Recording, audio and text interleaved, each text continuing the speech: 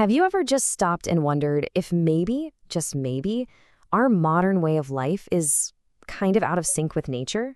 Well, today we're going to dive into a really powerful framework that offers a blueprint for existence. It's a way to understand our place in the world that honestly might change how you see everything.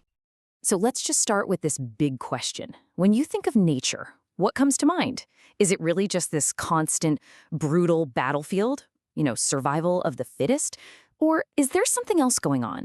Could it be a super elegant system that's actually built on cooperation and harmony? To get to the bottom of that, the perspective we're looking at today introduces this really fascinating idea. It calls it nature's four orders. And the idea is actually pretty simple, but wow, is it powerful.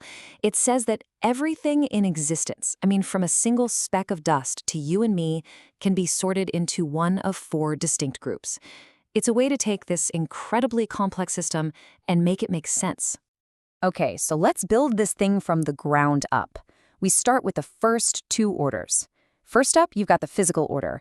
This is the absolute foundation. Soil, water, air, all that stuff. Then, layered on top, comes the bio-order. We're talking all the plants and trees.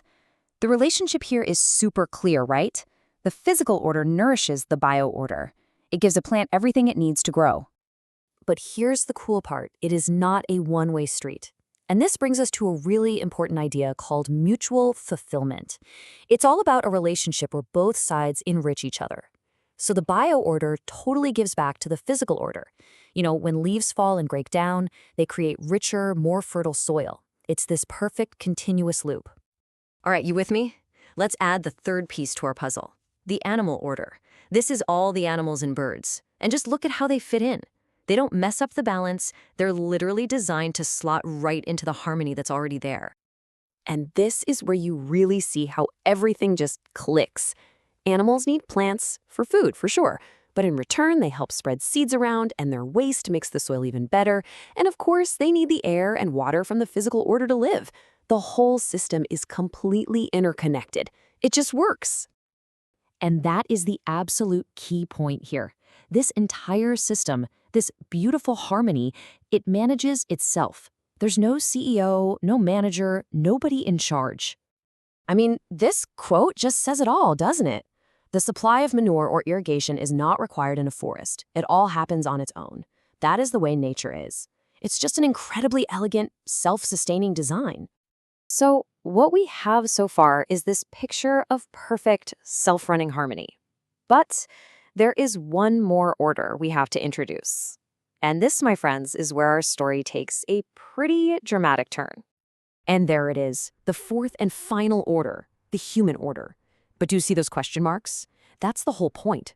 While we obviously benefit from the other three orders, we use the air, the water, the plants, the animals, this model is asking a really tough question. Are we enriching them back? The visual here suggests a pretty big disconnect. And this isn't just some philosophical idea, right?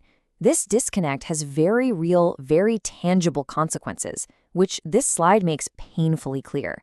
We're talking about rising CO2 levels, forests disappearing, species going extinct, rivers drying up. These are the symptoms of our disharmony with the rest of nature. So, it all leads to this massive question.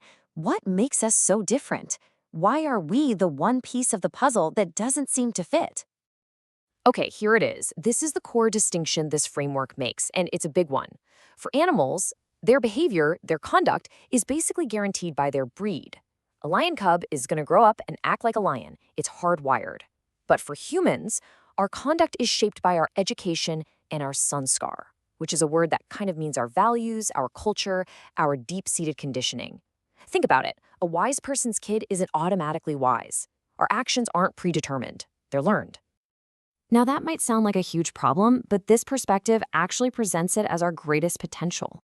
It's the very thing that can unlock our true role in nature's harmony. So the path forward, according to this model, is through something called right understanding. It's basically the key that awakens our ability to finally, consciously, live in harmony with the world around us. And with that right understanding, this incredible transformation is possible. This slide just shows it perfectly. Those question marks, the ones that represented our disconnect, they can become tick marks, showing that we are consciously participating and creating a relationship of, you guessed it, mutual fulfillment. So, how do we get there? Well, the path laid out is actually pretty clear. Step 1, we have to achieve that right understanding. From there, we can develop what's called a definite human conduct, a way of being that's in alignment. And from that, we can finally participate with all of nature in a state of mutual fulfillment. At the end of the day, it really all comes down to this one powerful idea. All that we human beings need to do is to understand this existential harmony and live accordingly. We don't have to invent harmony, we just need to understand the harmony that's already there and get with the program. And that brings us to our final slide, and really a question for you to take with you. This entire system, this whole blueprint for existence, is already in place and working perfectly. The only real variable is us. So the question is, what is your part in this harmony?